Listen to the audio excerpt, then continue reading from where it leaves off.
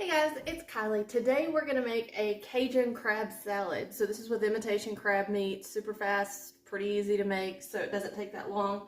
You really don't even have to let it sit very long, so you can just kind of make it and have it ready. It goes great on sandwiches if you prefer it that way. I've already got the imitation crab out. This is about 1.5 pounds of imitation crab, and I've already chopped up the onion. It's just a small onion. I don't really like to overpower it with onion, but I like a hint of it in there, so just a small onion or like half of a medium onion. When you get your crab, it comes out in these big flaky pieces, and it does break up okay for you, but you really want to go ahead and cut it because it just makes it easier to get the mayonnaise and sauces in there. So I just go ahead and start chopping it so it'll break down easier whenever I've got it in the bowl. So we'll go ahead and score that up.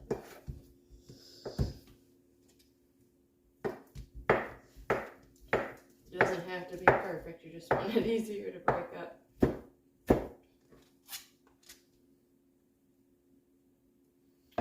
Okay, so we're going to put that in our bowl. Get all that oniony goodness off.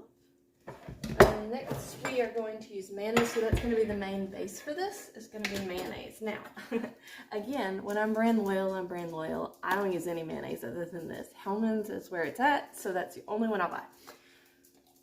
So, probably about a cup of mayonnaise, 3/4 of a cup if you don't want as much, but I like mine pretty saucy. So I've got my mayonnaise.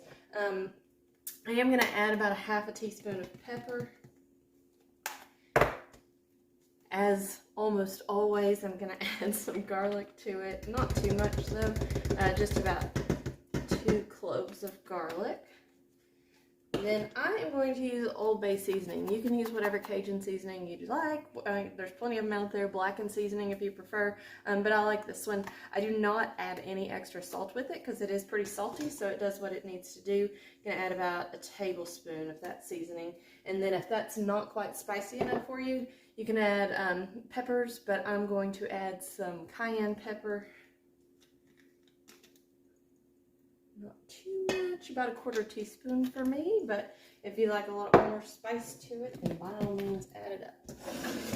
I've got a pretty sturdy spoon and a sturdy bowl so that I can mix it up and kind of break that crab up just a little bit so that it really takes in that sauce and seasoning.